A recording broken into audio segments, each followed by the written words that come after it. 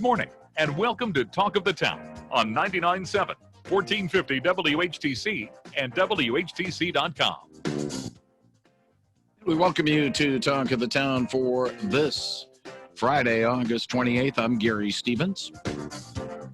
Open line after the 10 and 11 o'clock news. We will also have Patty Vandenberg with What's New Around Howland. And on the fourth Friday of the month, our 10:30 segment will be focusing on the month ahead at Evergreen Commons, and Barb Visser will be joining us. But on the fourth Friday of the month, our 9:30 segment focuses on law enforcement, and we are very pleased to have the Sheriff of Ottawa County join us on the other side of our Zoom connection. He is Steve Kempker from the Fillmore Administration and County Jail Complex in West Olive.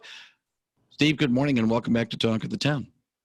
Good morning, Gary. Thanks for having me back today. Thank you very much. And if you have a question for Steve, you may call us at 395-1450, 395-1450. Some of you listeners have had questions about the police and police relations over the last week or so. And I've told you people, it's one thing to ask me. It's another thing to ask somebody who is in law enforcement, and Steve Kempker can be happy to answer your questions. Maybe he won't be happy with the answers, and maybe he won't be happy with the questions itself. But he's here to take your questions at 395-1450. I'm going to preface all of this, Steve, and I've mentioned this before.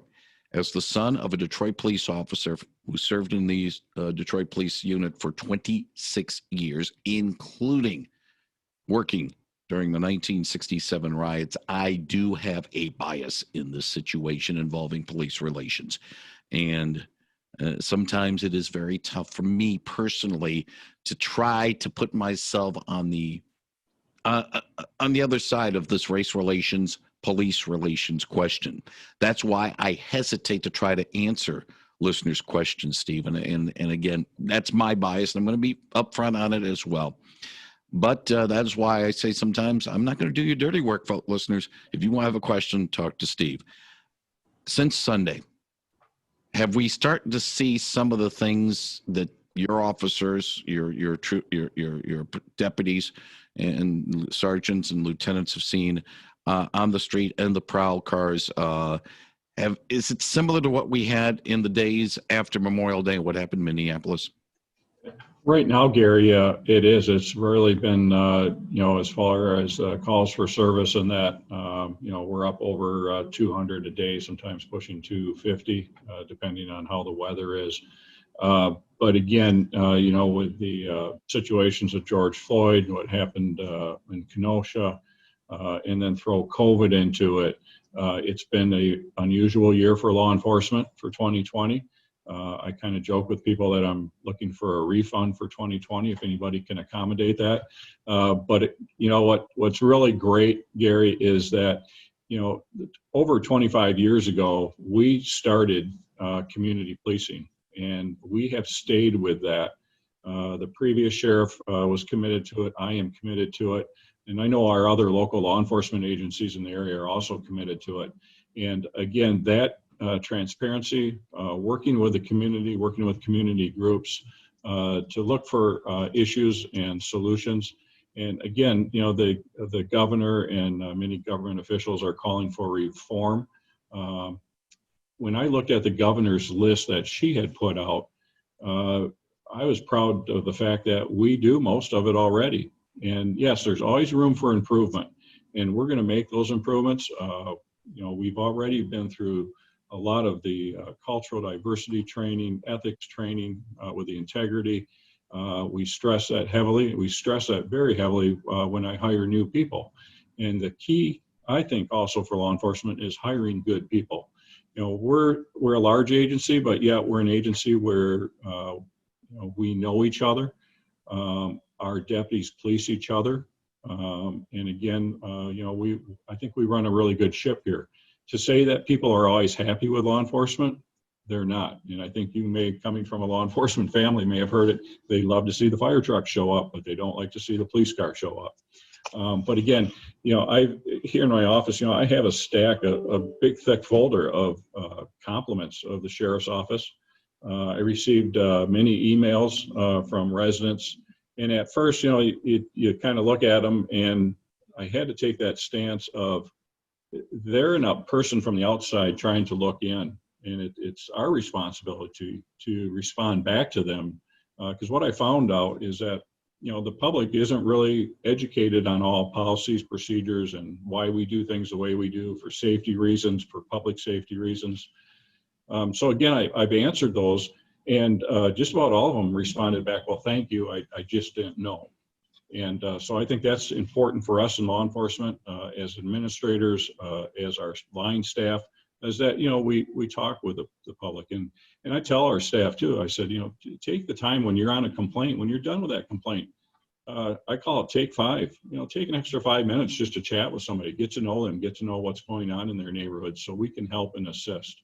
So again, the community policing has been the backbone of this agency, and that will continue in working closely with our communities. And I fully understand why people are upset. I've watched some of these videos, I've read about some of these incidents, and some of them should have never happened. 395-1450. Good morning. You're on the line with Ottawa County Sheriff Steve Kempker. Good morning. I have 2 questions.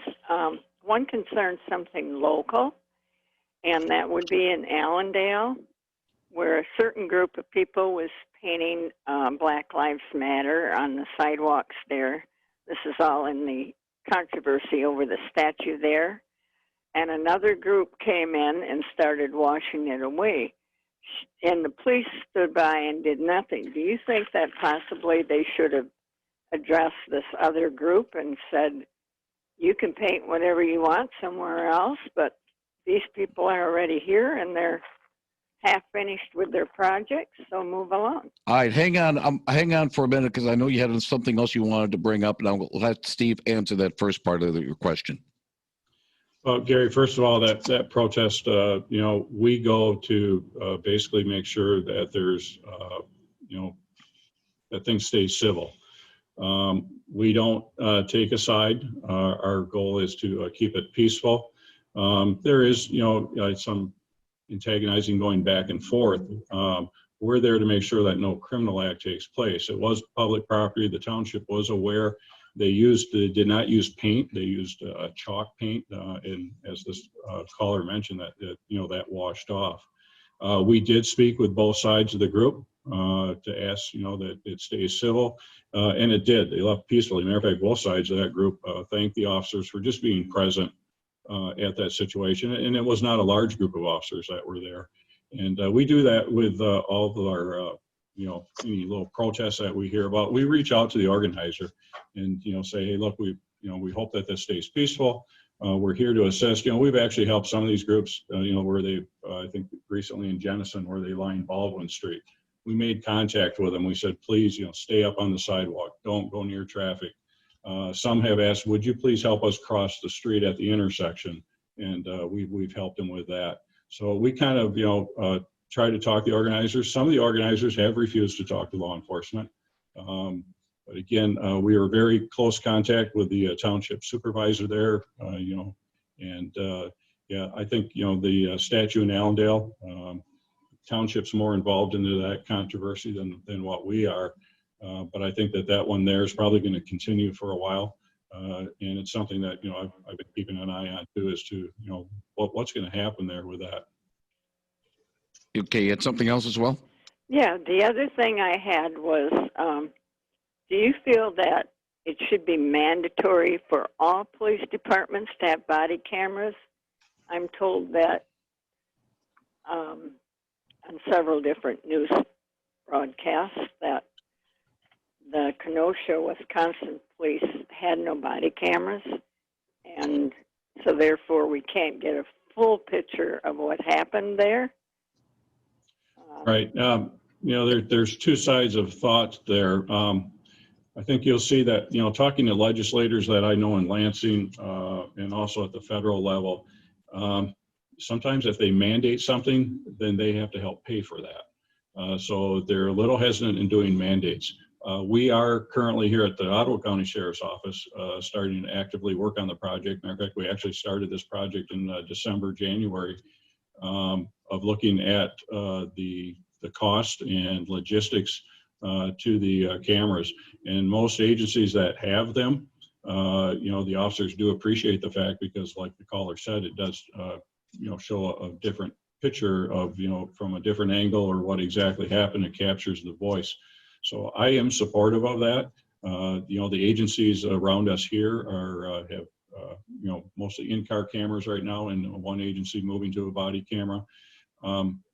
It's not as easy as it sounds. It doesn't happen overnight, Gary. And for the caller, there's a lot of IT issues that for a large sheriff's office that has to cover a large county, one of our things is how do we get that data from an area where we have no fiber optic connection or a hotspot to download it?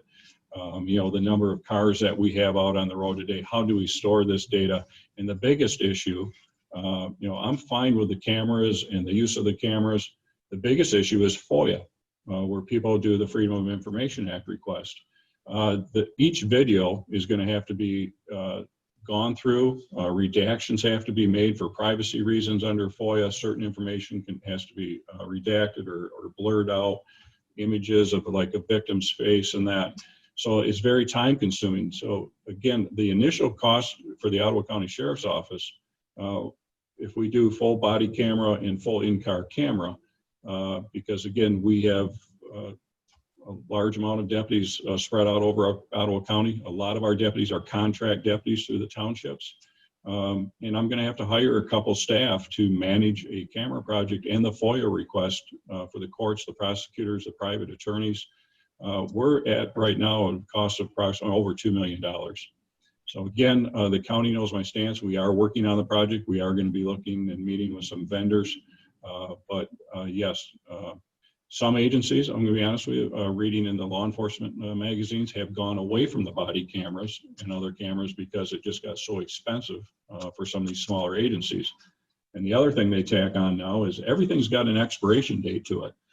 They recommend that at this 4-year mark or 5-year mark, you get all new equipment. So that whole expense comes around again to the taxpayers. But I doubt very much that, again, a lot of things I hear is if it's mandated, if the federal government says you are going to have them, that they have to help pay for them.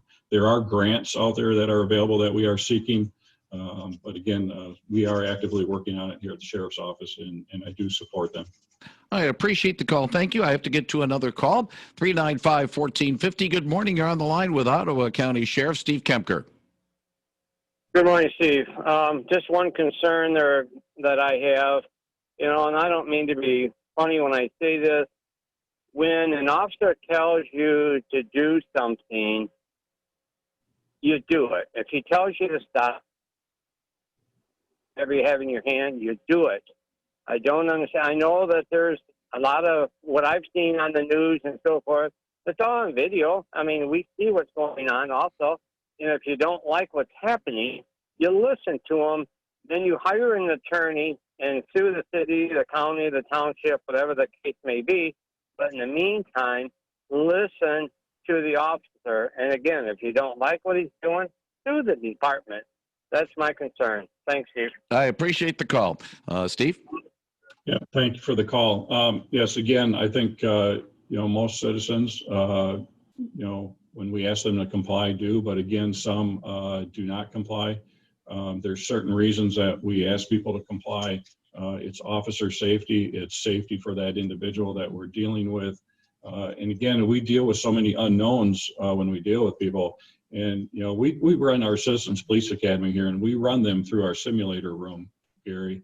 And they get a really good look at exactly how fast something can happen, whether it's something coming at you, somebody coming at you with a knife, or how fast a gun can be produced. If a gun's pointed at you very quickly, you don't have time to say, oh, please stop, put the gun down, especially if they're going to pull that trigger and harm or kill the officer. When if an officer's just standing there and lunges, and they're 15 feet away, they're on top of you in a matter of a split second. Where again, most of our stuff is done for safety reasons. And like the caller said, if an officer says, will you please comply? Again, we get very good compliance, but again, it's sometimes, the guilty parties don't want to face the consequences. And, we do end up in tussles with people or foot chases. And again, some of these are on some of our more serious crimes. It's sad to see, we have had deputies injured by suspects, and some of that has been increasing. And again, it's as you know, Gary, it's a daunting job. It's a thankless job sometimes, but again, we have professionals out there, and there are reasons that we do things, and a lot of it's based upon safety and public safety. I'm of the weird exception. I think I'm too overly cooperative whenever I've been pulled over, and the officers would say, "Just stay in the car. Just stay in the car." It's like, hey, if you want to see me, hey, I'm fine. I've hide. It's interesting, Gary. I got a letter from a citizen the other day who was pulled over for speeding in a construction zone, and he was going quite fast in that construction zone. And he complimented the deputy. He said, I could tell the deputy was a little frustrated because I was going fast. I did put people in danger. I now look back and I realize that. He said, but the conversation I had with your deputy was just great. And he said, yeah, I made a mistake. I'll pay for that mistake. But he said, I just really wanted to compliment you that, the officer took time just to chat with me and explain that, you're going this fast through a construction zone. Look at the dangers here. And again, just a really good conversation, which we can have. Good morning. You're on the line with Sheriff Steve Kempker. Good morning. I think a lot of people fail to realize how wonderfully we have these people who want a job, and they're there for everyone. It's their job to uphold our laws. And those are the same laws for everyone, no matter what kind of person you are, a group, race, whatever. And we should be so thankful that we have people that want to do this type of work. And, it's those people who don't want to uphold laws that right away complain when they don't want to do what's right in the first place. A police, like you said, Gary, when a policeman says, do this or that, you do it. You respect them because that's their job. They're there for all of us. And when people don't do it, that's when sometimes people get hurt. Mm-hmm. And if I had a loved one that was in this type of work, every day they face this. So let's be very thankful and thank them every day. Thank you. Appreciate the call, 395-1450. Yeah, those sentiments I echo in many ways, Steve. Yeah, again, Gary, here in Ottawa County and surrounding us, not just for the sheriff's office, but for the other law enforcement agencies, we do have good community support. During the times of COVID that we went through, people were sending support letters to our deputies and that. And again, overall, this is just a great area. A lot of people say, why do you want to go into law enforcement or continue in law enforcement nowadays? But there's a lot of good here. I think we can do a lot of good, and it's a great community. And, we are going to get through all this together. And it means working together. And yeah, we'll make changes. We constantly look at the way we do business. The 31 years that I've been here at the sheriff's office, starting out on the road patrol and coming up through the ranks, we've always made sure that we want to do the right thing for our citizens and for our community. Good morning. You're on the line with Ottawa County Sheriff Steve Kempker. Hi, Steve. This is probably a real easy answer for you, but I'm just curious. Why is it that they pull their guns before they pull their tasers? Wouldn't the tasers be safer? I'm just curious, and I'll hang up and listen. All right. Appreciate the call. Thank you, Steve. No, great question. It depends on the situation, Gary. If we're faced with a gun, we're going to reface with a gun. There are times that, in the training, a taser is a more effective tool for us. And also, again, when we talked about that distance thing, if we do have somebody standing there with a knife, they can be on top of you very quickly, but if deployed properly and efficiently enough, the taser can prevent a use of a firearm. So again, there's a lot of unknowns. Sometimes we know a subject that we're approaching is armed with a gun from information that we have or from an incident that has taken place.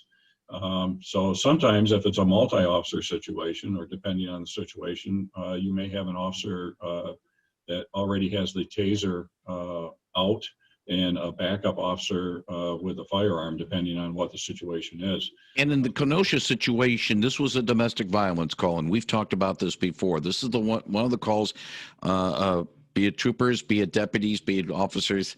You get a domestic violence call, you walk in with a little bit of eggshells.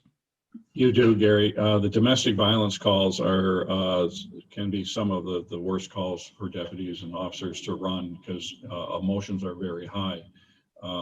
We are seeing more and more weapons on some calls, that our deputies are facing. And again, our goal is that nobody gets injured, that the situation, is taken care of peacefully. We've had some standoffs again recently with armed subjects where shots were actually fired. We did not return any fire, but through time and talking with them and working with them, we were able to resolve those and not just, rush in. Granted, if there's a situation that we have to rush in to protect somebody's lives, the officers will do that if they need to. But again, it's a case-by-case situation, and we train very heavily on all means, whether, starting with verbal, talking to somebody. Sometimes that's all it takes, Gary, and I've done that for years. It's just take time to talk with people. I've sat at many domestics at the coffee table or the kitchen table with, the husband and wife, and yeah, he goes, "You want coffee?" And we sit and talk, and work through things. And the big thing is that we have resources out there available to us that we can send people to or get intervention for them. A lot of great organizations that we can make phone calls to that will come out and help people in domestic situations, mental health incidents, and that's the key there also. We unfortunately, Steve, don't have enough time to go over one more thing I wanted to touch base with you on. But we'll just tell everybody, be careful as you drive next weekend. It is Labor Day weekend. The emphasis is on drunken driving, and definitely there'll be extra patrols of state troopers, sheriff's deputies, and local police officers next weekend. With that, Steve Kempker, thank you very much for joining us on Talk of the Town, and look forward to chatting with you again next month. Steve, thank you. Great. Thank you, Gary. Take care. Thank you very much, Steve Kempker, on 99.7 and 1450 WHTC.